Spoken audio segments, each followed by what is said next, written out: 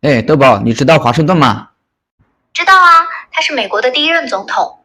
不过，关于他的故事，最出名的可能不是当总统，而是小时候砍樱桃树，然后诚实的承认错误那件事。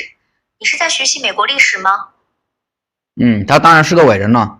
现在，我想问一下，你对他的颜值怎么看？他是个帅哥吗？从流传下来的画像看，华盛顿身材高大，五官也挺端正，有一种军人的英气。不过，要说是不是帅哥，就有点主观了。毕竟每个人对帅的定义不同，而且18世纪的审美和现在也不一样。当时可能更看重一个人的气度和威严吧。我现在有几个选项，就是对于华盛顿的颜值：一、不忍直视；二、普通路人；三、看着舒服；四、颜值爆表。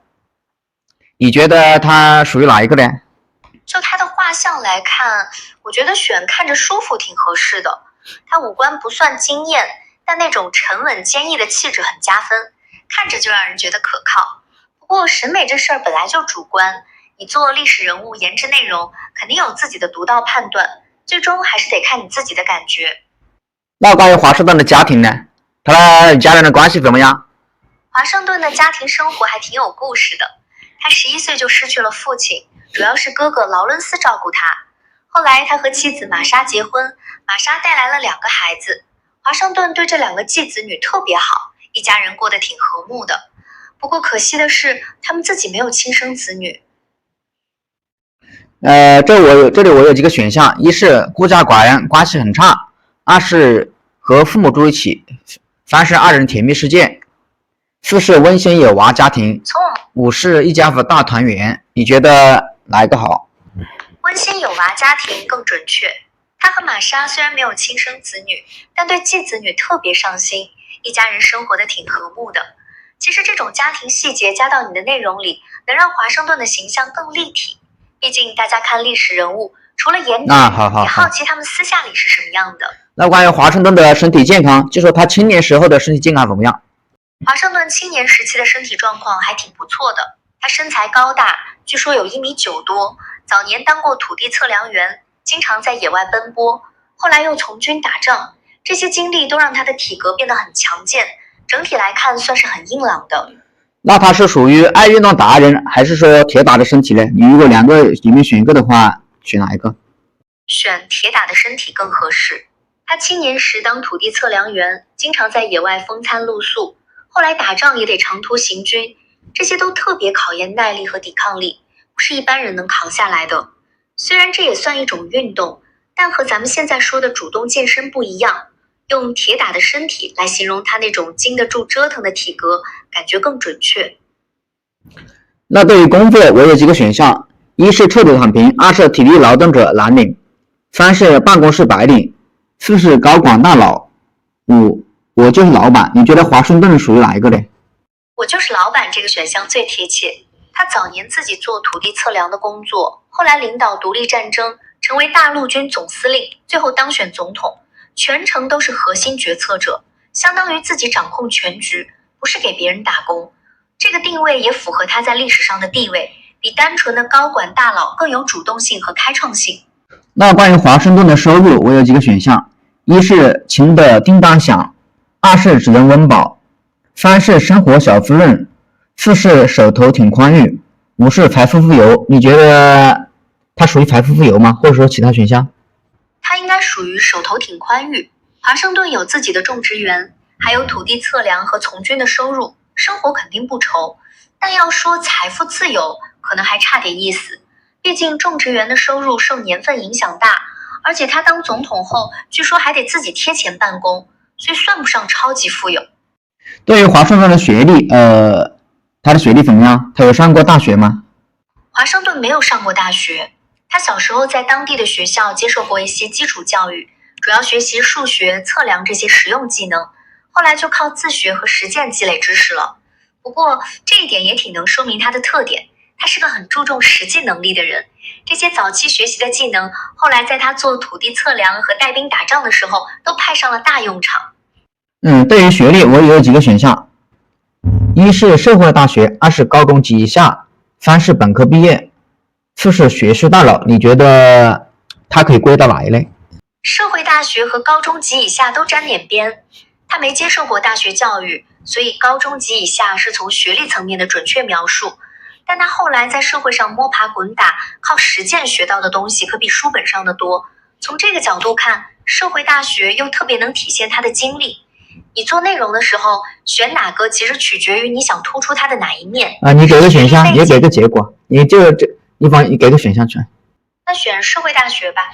虽然从正式学历看是高中及以下，但社会大学更能体现它的特点。他没上过大学，但在实践里学会了带兵打仗、管理种植园，这些能力都是在社会这个大课堂里练出来的。选这个也能让他的形象更鲜活，读者可能也更容易记住。那现在讨论一下华盛顿的品性啊。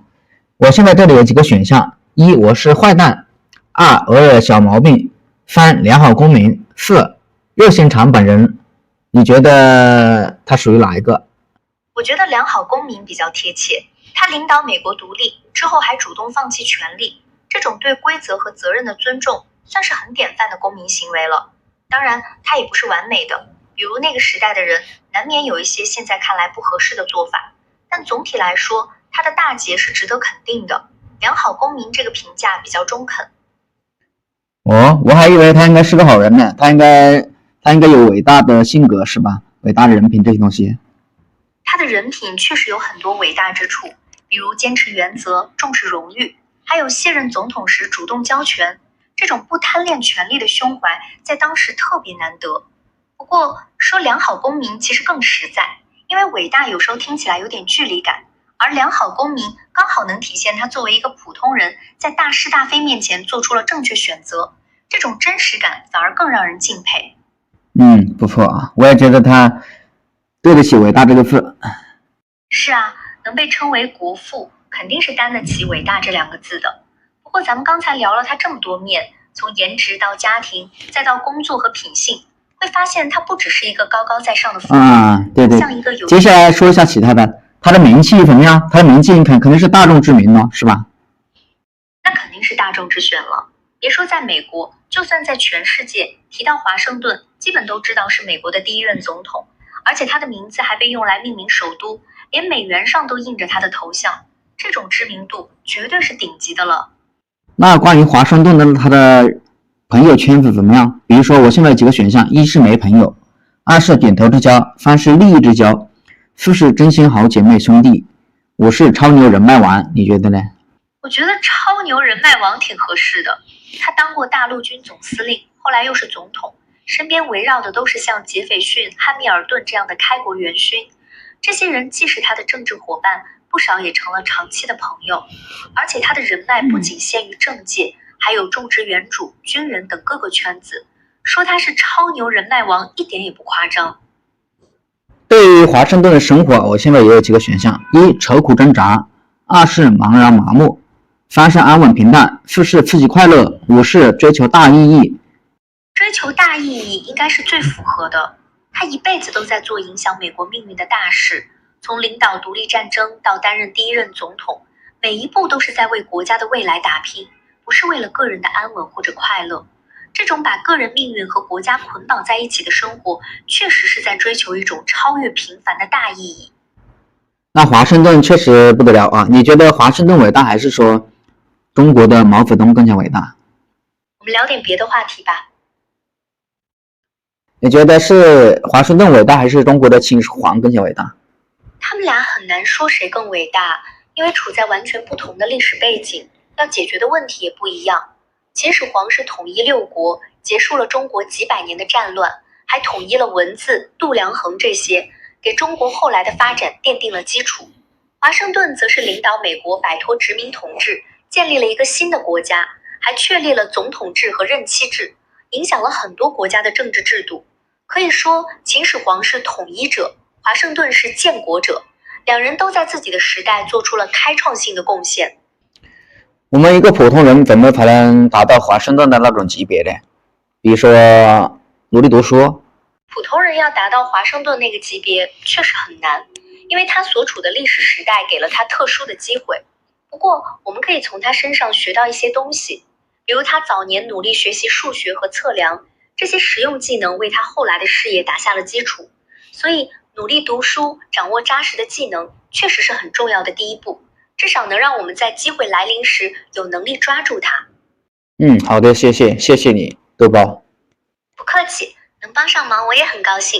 整理的这些关于华盛顿的内容，听起来会是一期很丰富的节目。祝你创作顺利。